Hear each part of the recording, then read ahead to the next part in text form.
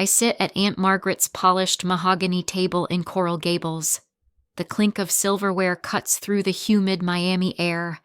It's my first family Christmas in 6 years, and I'm here chasing a flicker of hope for reconciliation.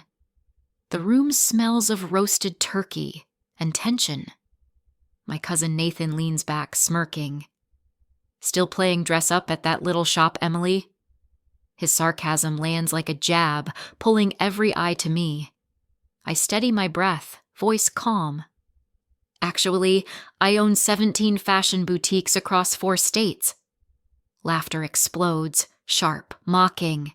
They think I'm lying, pointing to times they saw me in a staff apron. My father, Richard, stands, face red. "Stop this nonsense, Emily. You're a braggart and a disgrace." His words cut deeper as he sneers.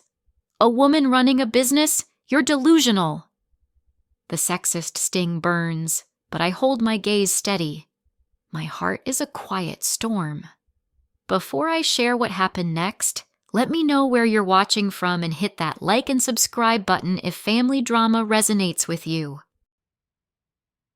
Hi, I'm Emily, 30, living in Miami, where the sun meets the sea in a quiet promise of possibility.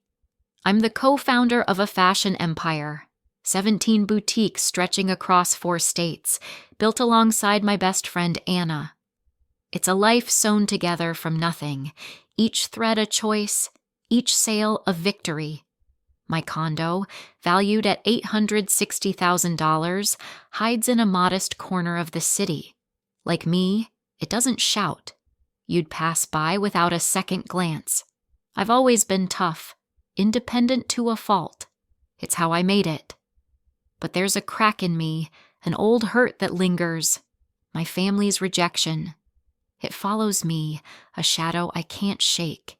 Even now, sitting at Aunt Margaret's table with their voices swirling around me, fashion was my escape, my joy. As a kid, I doodle gowns in the edges of my school books, lost in thoughts of lace and chiffon. My family didn't get it. "That's a daydream, Emily," they'd say.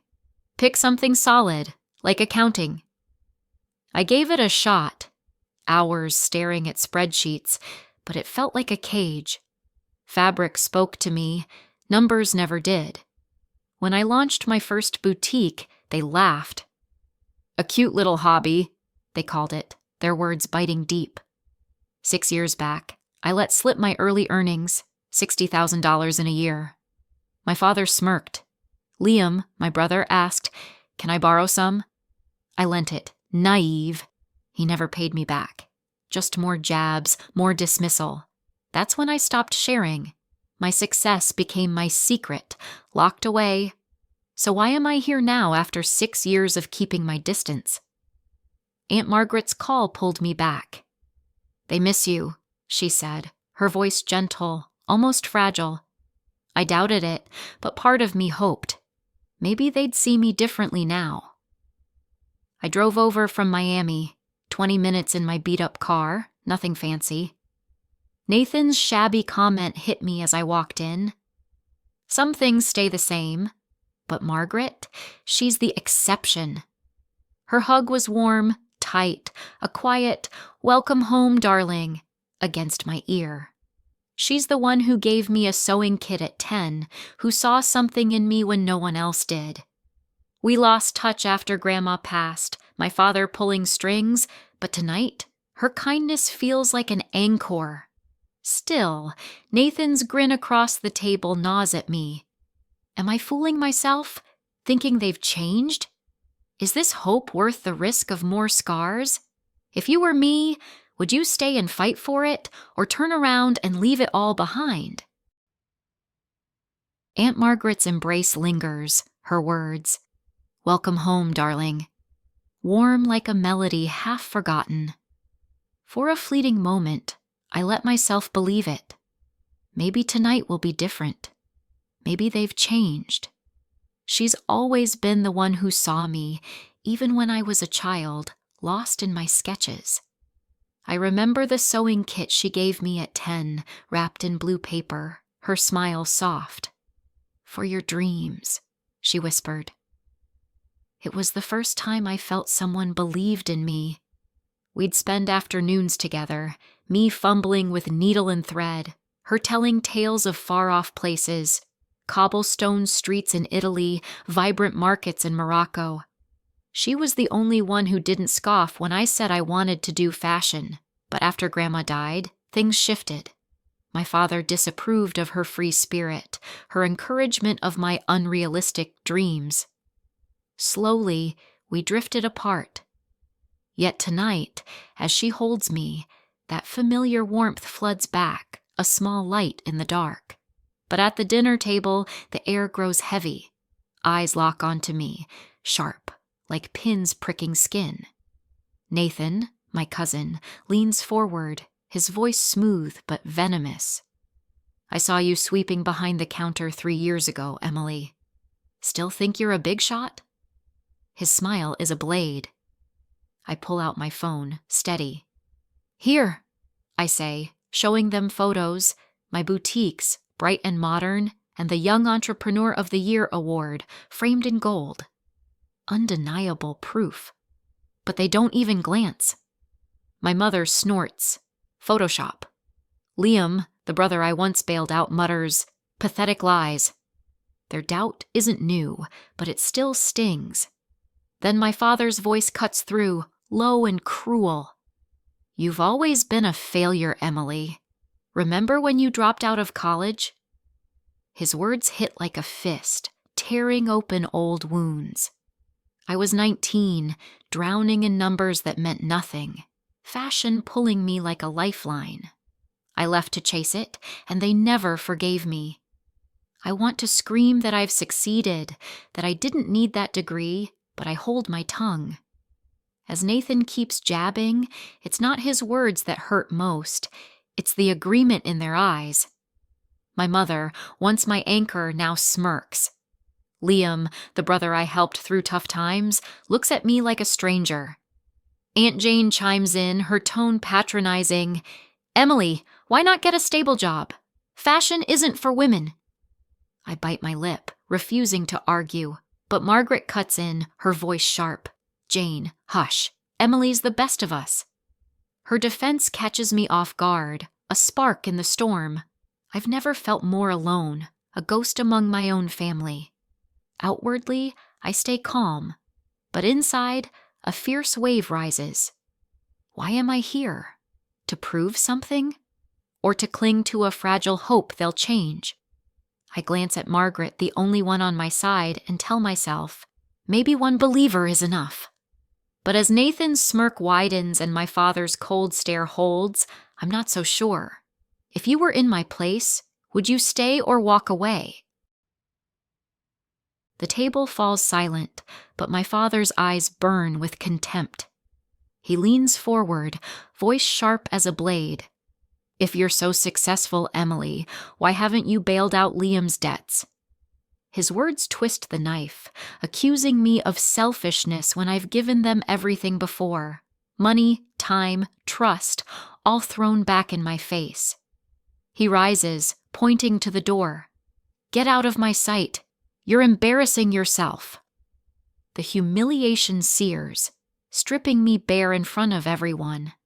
I feel small, like the girl who once begged for their approval. Before I can respond, Aunt Margaret's fist slams the table, rattling the plates. This is my house, Richard, she snaps, her voice a thunderclap. If you can't respect her, get out. She turns to Nathan, whose smirk fades. And you, Nathan, enough with your petty jabs. Emily's the best of us. Her words hit me like a lifeline, pulling me from the edge. For the first time tonight, I'm not alone. Someone sees me, truly sees me. I swallow hard, my throat tight. I need to check on a boutique emergency, I say, my voice steady despite the storm inside. It's a lie, but I can't stay. I stand, legs shaky, and head for the door. Margaret follows, pressing a tin of Christmas cookies into my hands. Her eyes meet mine, soft but fierce. You're enough, she whispers. That simple phrase cracks something open in me, gratitude, pain, all at once. I climb into my car, the Miami night heavy with humidity and hurt. I drive a few miles, then pull over on a quiet street, the city's glow distant. Alone, I let the tears come, hot and unrelenting. My father's words echo, failure, embarrassment, clashing with Margaret's quiet strength. I clutch the cookie tin, its weight grounding me. I'm torn, caught between the sting of their rejection and the warmth of her belief in me. 6 years of silence, of shielding my heart, and still, this dinner broke through. Did I expect too much? Or was I right to hope? I stare at the road ahead, the path back to my life, my boutiques, my chosen family. Margaret's words linger. You're enough. But the pain of tonight might follow me longer. If you were me, would you keep reaching for their acceptance? Or build your world without them? What would you carry forward from this night? 6 years ago, I sat in the lawyer's office, the air heavy with the scent of old paper and leather. The family was there, faces drawn, but I held a quiet hope. Grandma had seen me, really seen me. Maybe she'd left me something to grow my dreams. Then the lawyer's voice cut through. Everything, house, savings, went to Liam. My breath caught. I'd paid for his college, worked nights to keep him afloat, and now this. Liam sat across from me, eyes down, a faint smirk tugging at his mouth. Later, I found him in the hallway, his cologne sharp in the cramped space. How could they do this? I gave up so much for you, I said, voice trembling. He shrugged, casual as ever. Mom and Dad know who needs it more. You're always FINEM. His words landed like a slap, stripping away years of trust. I stood there silent, the weight of his dismissal sinking in. Months later, I invited them to dinner, my chest buzzing with pride. My boutique had made $60,000, proof I was building something real. I set the table, waiting for their smiles. Instead, silence stretched, broken by my father's low laugh. 60 grand? That's cute. Not exactly a fortune, is it? My mother nodded. Save it, Emily. Dreams don't pay bills. Then Liam leaned in.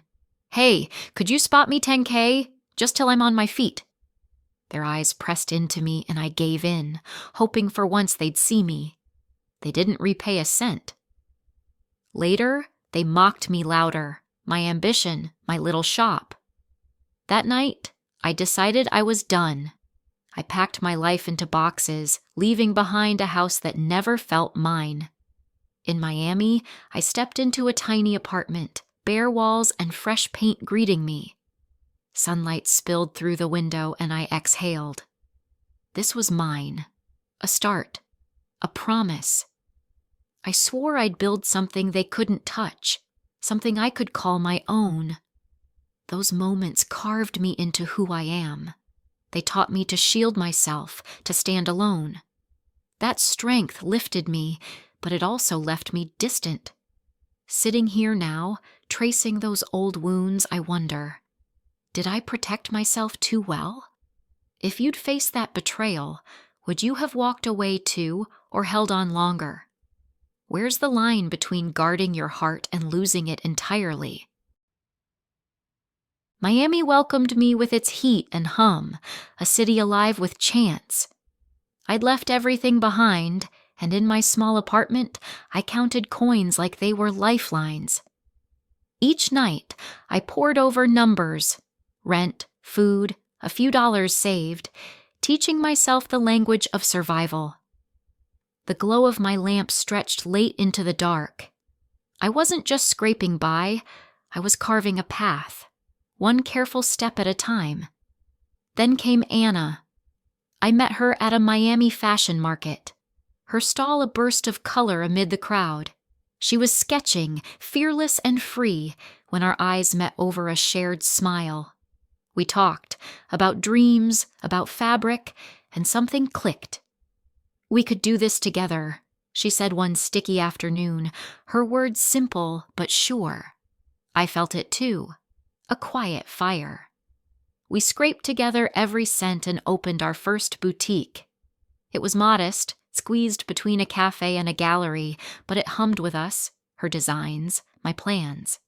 The early days were a blur of hope and hustle. Our first sale, a scarf Anna had dyed by hand, felt like a promise kept. But promises break. A supplier we trusted disappeared with our money, leaving us staring at a hollow bank account. The boutique wavered. I sat among the wreckage of receipts, Anna's silence heavy beside me. "We're done," she murmured. I shook my head. We weren't. We turned to local artisans, women with steady hands and stories in their stitches. Bartering, building, we wove their craft into our brand. Customers lingered, drawn to the soul in every piece. 5 years on, we stood taller, 17 boutiques, each a root we'd planted. At Miami Fashion Week, our collection shone, handcrafted raw, ours. The crowd's cheers sank into me, a weight I'd earned. I'd built this without their shadows, without their voices telling me I couldn't. Still, a question tugs at me, soft but persistent. Do they ever think of me back there? If you'd walked away, built something from nothing, would you shout it to the world or hold it close, a secret only yours to keep? I was scrolling through my feed, a habit I'd picked up to unwind after long days. Notifications buzzed relentlessly, each ping a needle to my calm. I tapped the screen, and there it was. Nathan's post, a snippet of that dinner, my voice steady but now framed as a lie. "My cousin claims she owns 17 boutiques. Total fraud," he wrote, and the internet agreed. Fashion fraud spread like fire, strangers' words sharp and eager. "She's a fake, probably sells knockoffs." My hands shook, but I steadied them.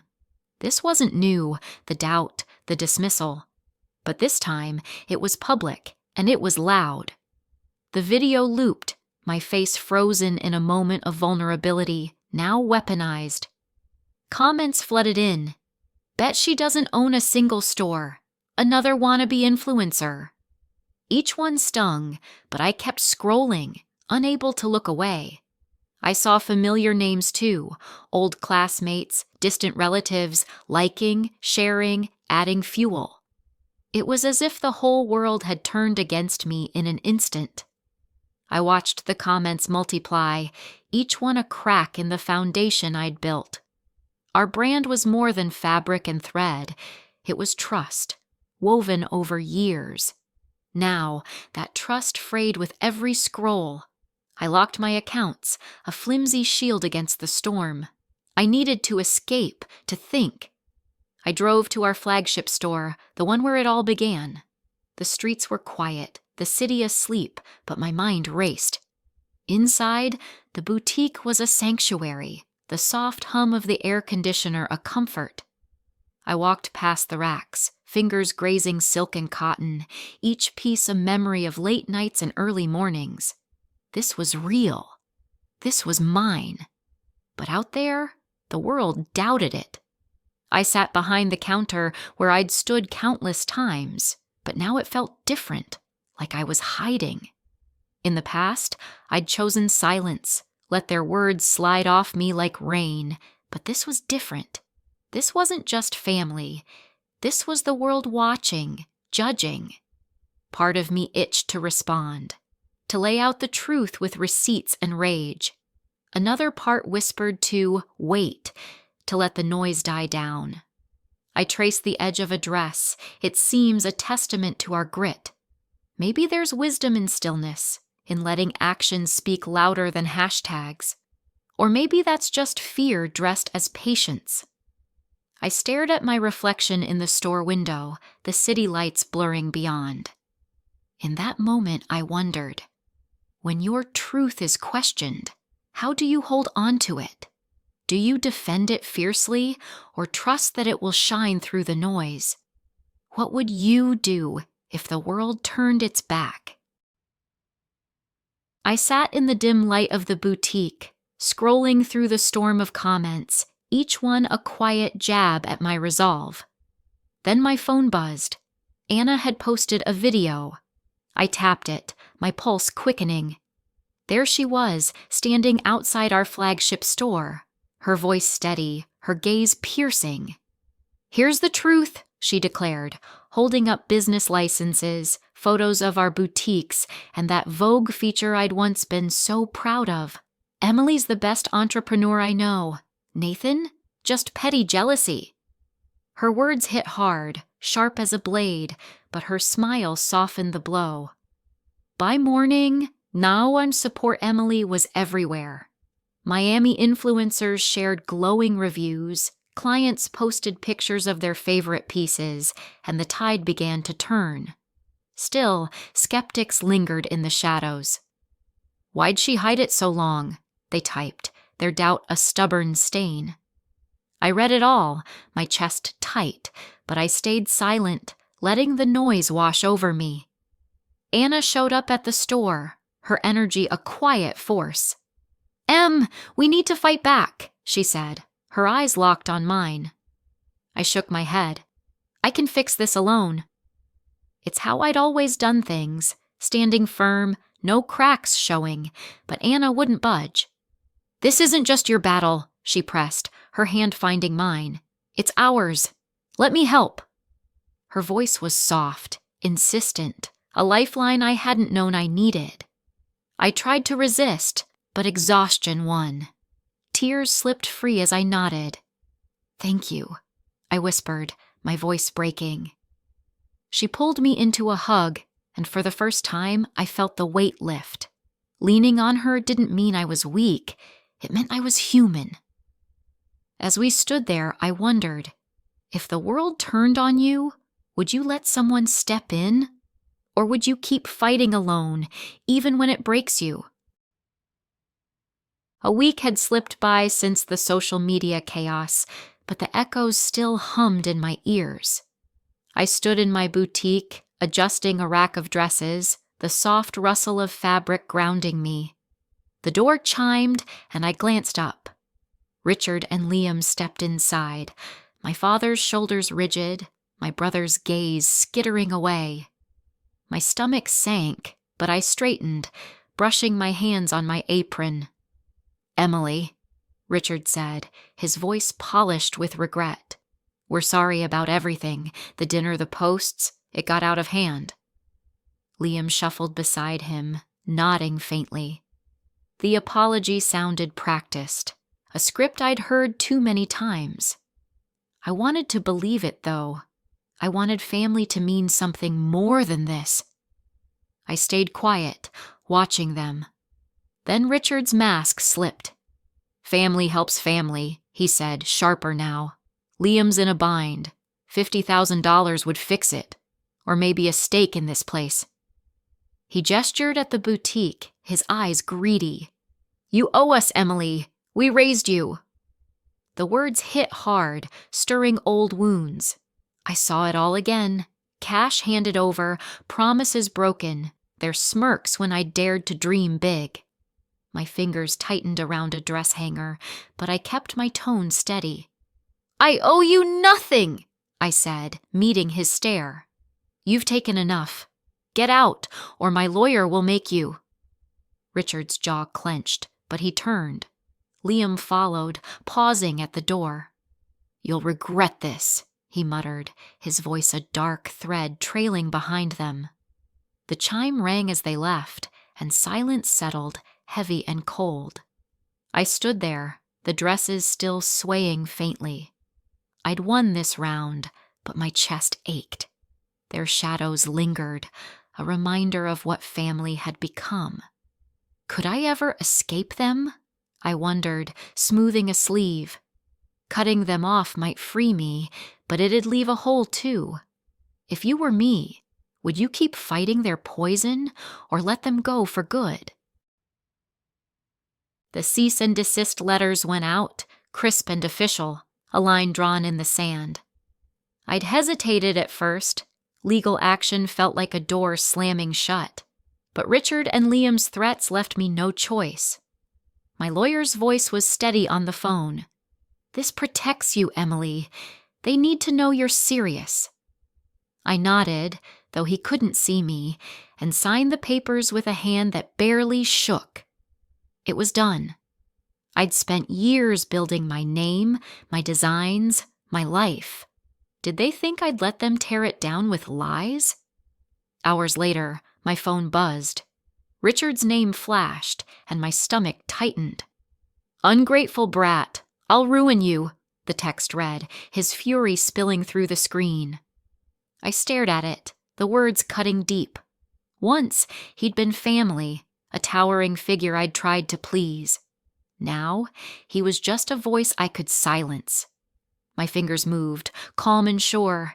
"You're not my family anymore." Send. Block. The quiet that followed felt like freedom, though a small part of me wondered what family even meant now. I poured myself into the charity show instead, Miami's heat wrapping around me like a challenge. The venue hummed, models strutting in our designs, the crowd's energy rising with every look. Tickets sold out weeks ago, and each camera flash felt like proof I'd outrun their venom. Backstage, as the final applause echoed, I stood still, watching the chaos settle. I'd built this alone, and it was mine. Their threats couldn't touch me here. But a question lingers. If you'd faced their rage, would you have cut them loose or clung to the hope of something better? The charity show's lights had faded, but their glow lingered in my chest. I stood alone in my boutique, the racks of dresses still, the hum of the city distant. The chaos of the past weeks, the dinner, the firestorm, the confrontation, felt like a storm that had finally passed. I traced my fingers over a silk scarf, its fabric cool and smooth, a reminder of how far I'd come. For years, silence had been my shield. It kept me safe, tucked away from their doubt and dismissal. But that night at dinner, when I spoke up, something shifted. It wasn't just about proving them wrong. It was about reclaiming my dignity, my truth. I'd spent so long hiding, afraid of their judgment, but in the end, their words couldn't break what I'd built. I'd found my voice, and with it, a strength I hadn't known I needed. Family, I've learned, isn't bound by blood. It's forged in trust and respect, things they never gave me. I built mine from scratch, with Anna, with the artisans who believed in us, with the customers who saw our heart in every stitch. That's the family I choose. Now I wonder, if you'd been at that dinner, would you have bared your success or guarded your peace? It's a question I've wrestled with, and I'd love to hear your thoughts below. If this story hit home, follow along for more tales of grit and grace. We're all building something, sometimes from nothing, and it's in the quiet moments after the storm that we see how far we've come.